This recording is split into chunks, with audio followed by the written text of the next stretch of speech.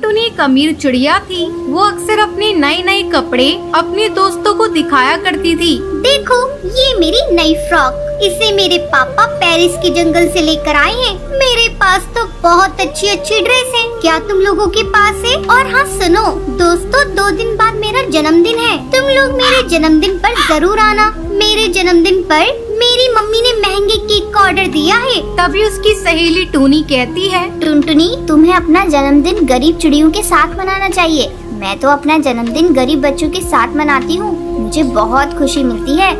छी टूनी, तू भी क्या बात करती है? मैं और गरीब चिड़ियों के साथ अपना जन्मदिन मनाऊं? मैं अपना जन्मदिन तो बहुत ही धूमधाम से मनाती हूँ।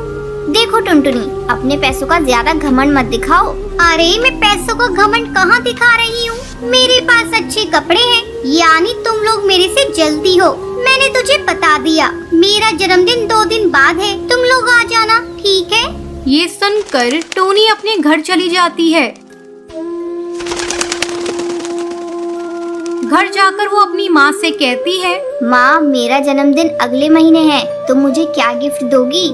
अरे टूनी बेटा, आज तू ये कैसी बातें कर रही है? तुझसे किसी ने कुछ कहा है क्या? हाँ माँ, मेरी एक सहेली है टुनटुनी, वो अपने पैसों का बहुत घमंड दिखाती है। 2 दिन बाद जन्मदिन है, उसने मुझे अपने यहाँ इनवाइट किया है। तो क्या हुआ बेटा, तू चली जाना। इसलिए तो पूछ रही हूँ माँ कि तुम मेरे बर्थडे पर मुझे क्या गिफ्ट दोगी? जब मेरी सहेलियाँ मुझसे पूछेंगी तो मैं उन्हें क्या बताऊंगी? तो तू ही बता बेटा, तुझे तेरे जन्मदिन पर क्या गिफ्ट चाहिए? माँ, मुझे इस बार नए नए सैंडल चाहिए, क्योंकि मेरी दोस्त टुनटुनी मुझे अपनी सैंडल दिखाकर चिढ़ाती है, और मुझे नई फ्रॉक भी चाहिए। ठीक है बेटा, तू जो चीज मांगती है मैं जरूर पूरा करूंगी।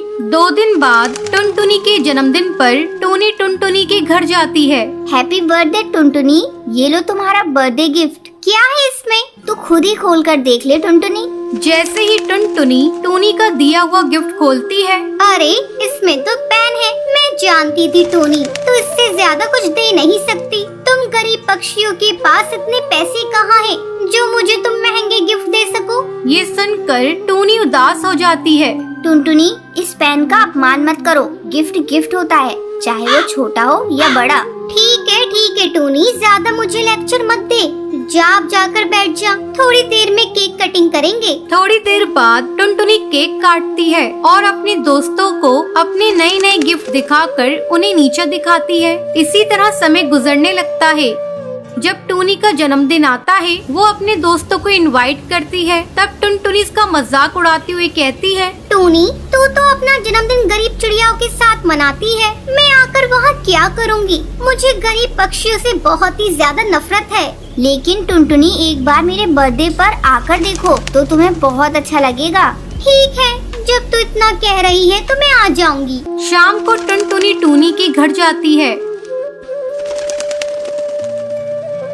वहाँ टूनी की माँ हलवे को केक की तरह सजाए हुए थी और कुछ गरीब चिड़िया के बच्चे वहाँ पर आए हुए थे। ये सब देखकर टुनटुनी की आंखों में आंसू आ जाते हैं। वो टूनी से कहती है, टूनी, तू ठीक कहती है, मैं अपनी अमीरी का घमंड दिखाती हूँ। सही मायनों में तू अपना जन्मदिन मना रही है। आज के बाद से मैं भी अपना जन्मदिन इन गरीब चिड़ियाओं के साथ ही मनाऊंगी। इनके चेहरे की खुशी देखकर आज मुझे बहुत खुशी मिली है। टुनटुनी, इस जहाँ में कोई भी अपनी मर्जी से गरीब नहीं होता, कोई जन्म से ही अमीर होता है तो कोई अपनी मेहनत से पैसा कमाता है। इसलिए हमें किसी गरीब का मजाक नहीं उड़ाना चाहिए। फिर टुनटुनी उन गरीब चिड़ियाओं के साथ मिलकर टूनी का जन्मदिन सेलिब्रेट करती है। बहुत दिनों की बात है, सुंदरवन जंगल में एक गरीब खूबसूरत चिड़िया रहती थी। उसका नाम जैनी था। जंगल के सब पक्षी उसकी खूबसूरती की दीवाने थे, लेकिन वो बहुत ही ज्यादा गरीब थी। उसकी माँ हेमा पक्षियों के घरों में काम करके अपना गुजारा किया करती थी। एक बार की बात है, हेमा अपनी बेटी जैनी से कहती है, बेटा, मैं ठाकुर साहब के यहाँ काम पर जा रही हूँ, मैंने खाना बना दिया है, तुम खा लेना और अपना ख्याल रखना, मैं जल्दी आऊंगी। ठीक है माँ। ये कहकर हेमा चिड़िया ठाकुर दुर्जन सिंह के यहाँ काम करने आ जाती है। उसका एक बेटा भी था जिसका नाम प्रेम था। वो बहुत ही अच्छा और दयालु कौवा था। नमस्ते ठाकुर साहब। नमस्ते छोटे मालिक। हेमा, तुम्हें आने में देर क्यों हो गई? तुम्हारा हर बार का यही नाटक है। काम करना है तो करो, वरना जाओ यहाँ से। जंगल के बहुत पक्षी हैं जो हमारे यहाँ काम करने के लिए मरते हैं। नहीं ठाकुर साहब, मुझे माफ कर दीजिए, मैं आगे से कभी देर से नहीं आऊंगी। तभी प्रेम अपने पिता से कहता है, पिताजी, हेमा आंटी को माफ कर दीजिए। और हेमा आंटी, कल मेरा जन्मदिन है तो उसकी पार्टी है, आप अपने परिवार को लेकर आइएगा। पर छोटे मालिक, आपकी पार्टी में हम गरीबों का क्या काम? नहीं हेमा आंटी, आप जानती हैं आप मेरे लिए माँ जैसी हैं। माँ के जाने के बाद आपने ही मुझे पाला था। अगले दिन प्रेम की जन्मदिन की पार्टी होती है। जंगल के सब पक्षी उस पार्टी में आते हैं। तभी हेमा अपनी बेटी जैनी चिड़िया के साथ आती है। तब प्रेम उसे देखता है तो देखता ही रह जाता है। उसे जैनी चिड़िया से पहली नजर में प्यार हो जाता है। ऐसे ही काफी दिन गुजर जाते हैं। अब प्रेम रोजाना जैनी चिड़िया का पीछा करता था। एक दिन जैनी चिड़िया नदी के पास पानी भरने आती है। तब प्रेम उससे कहता है, जैनी चिड़िया, मैं तुमसे बहुत प्यार करता हूँ और शादी करना चाहता हूँ। ये सुनकर जैनी बहुत खुश हो जाती है, पर वो प्रेम से कहती है, प्रेम, मैं भी तुमसे प्यार करती हूँ। मैंने जब से तुम्हें देखा है, मैं हर दिन तुम्हारे बारे में सोचती हूँ, लेकिन मैं तुमसे शादी नहीं कर पाऊंगी। हमारा ये रिश्ता तुम्हारे पिताजी को मंजूर नहीं होगा। मैं गरीब और तुम अमीर, इसलिए तुम मुझे भूल जाओ। जैनी, तुम फिक्र मत करो, मैं अपने पिताजी से बात करूंगा। अगर वो नहीं माने तो मैं तुमसे मंदिर में शादी कर लूंगा। तभी वहाँ पर ठाकुर दुर्जन सिंह अपने आदमियों के साथ आ जाता है। ए चिड़िया, तेरी इतनी हिम्मत, तू हमें हमारे बेटे से अलग करेगी? बेटे से अलग करना चाहती है? तेरी औकात क्या है? तू जानती है तेरी माँ मेरे घर नौकरानी है और तुम जैसी चिड़ियों को अच्छे से जानता हूँ मैं। बस पैसों की वजह से तुम मेरे बेटे से शादी करना चाहती हो। फिर जैनी ठाकुर साहब से कहती है, मुझे माफ कर दीजिए, पर मैं प्रेम से सच्चा प्रेम करती हूँ। ठाकुर साहब, मुझे पैसों का कोई लालच नहीं है और चिड़िया मरती होंगी पैसों पर। मैं उन चिड़ियाओं में से नहीं हूँ। ये सुनकर ठाकुर दुर्जन सिंह को बहुत गुस्सा आ जाता है और वो जैनी चिड़िया को पकड़ लेता है और उसे अपने आदमियों से मारने के लिए कहता है। तभी प्रेम कहता है, पिताजी, मैं जैनी से सच्चा प्यार करता हूँ। मैं आपके आगे हाथ जोड़ता हूँ, इसे छोड़ दीजिए वरना मैं मर जाऊंगा। मैंने आपसे जिंदगी में कुछ भी नहीं मांगा, लेकिन मैं आपसे जैनी चिड़िया का साथ मांगता हूँ। बस मुझे ये दे दीजिए। ये सुनकर ठाकुर दुर्जन सिंह को अपनी गलती का एहसास हो जाता है। वो जैनी से कहता है, जा जैनी जा, जी ले अपनी जिंदगी। अब जैनी चिड़िया और प्रेम कौवे की शादी हो जाती है और वो एक साथ खुशी खुशी रहते हैं।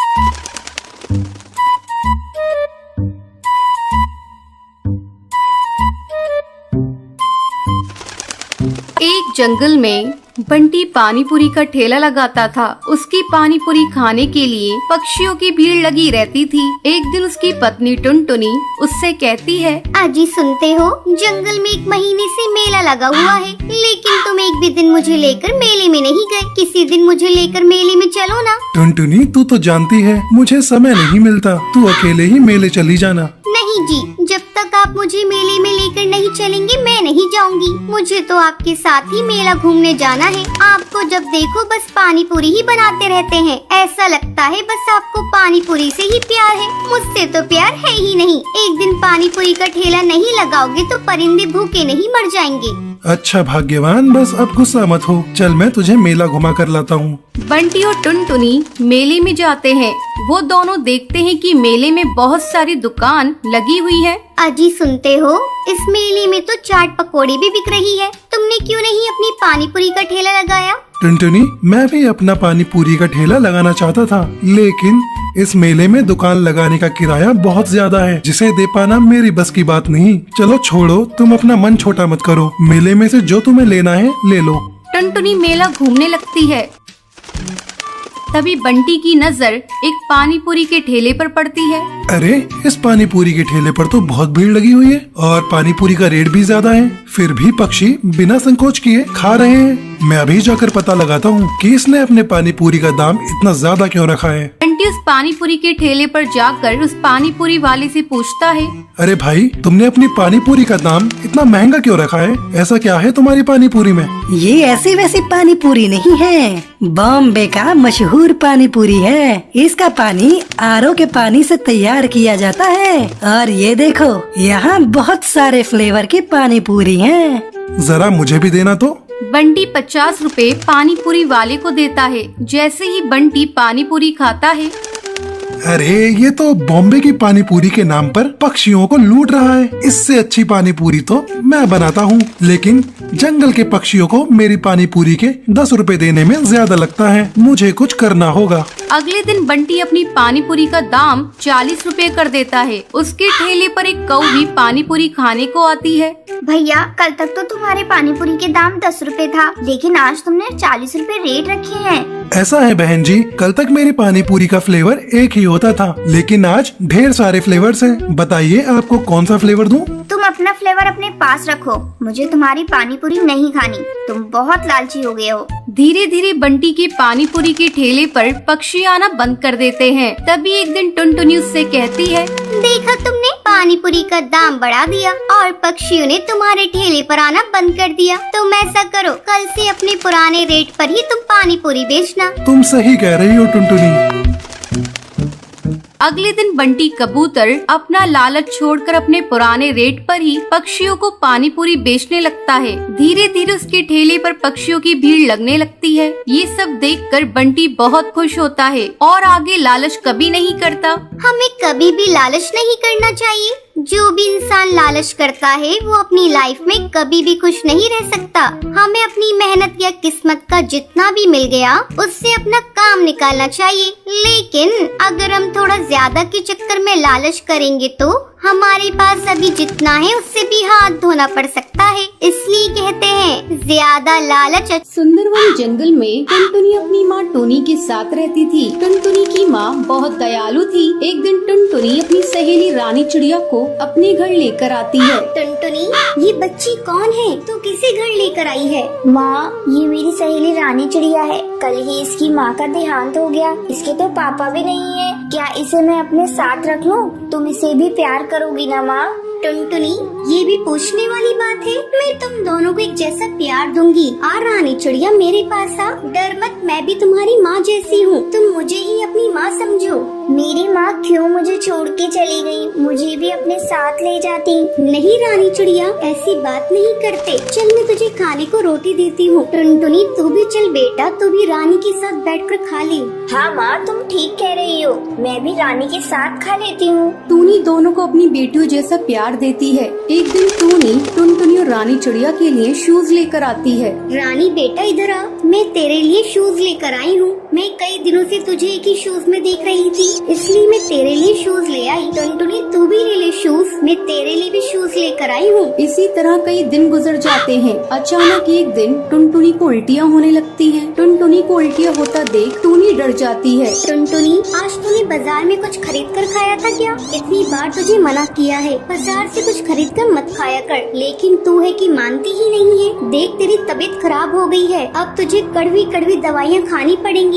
नहीं माँ, मुझे मीठी दवा दिलवा दो। तो आज मुझसे प्रॉमिस कर, तू बाजार का कुछ भी नहीं खाएगी। मेरी प्यारी माँ, मैं तुमसे वादा करती हूँ कि मैं बाजार का कुछ भी नहीं खाऊंगी। चल, अब तुझको मैं डॉक्टर के ले चलती हूँ और तुझे दवा दिलाती हूँ। टूनी टुनटुनी को लेकर डॉक्टर की क्लिनिक में जाती है।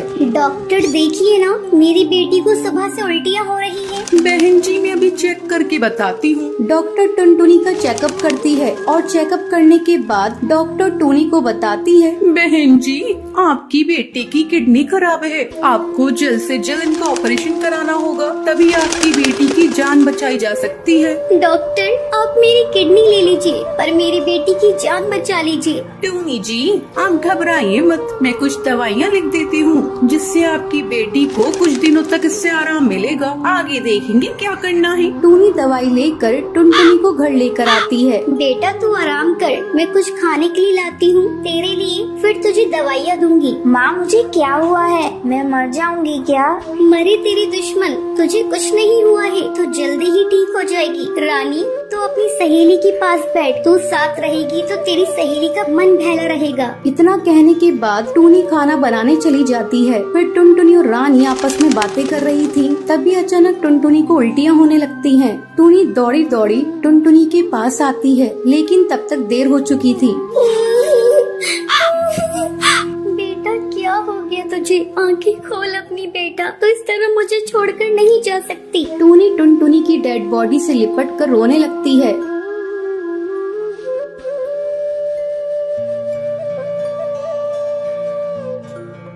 तो ये थी आज की कहानी कि आपको पता है हेमा चिड़िया किसके यहाँ काम करती थी? अगर आपको पता है तो आप हमें कमेंट करके जरूर बताएं।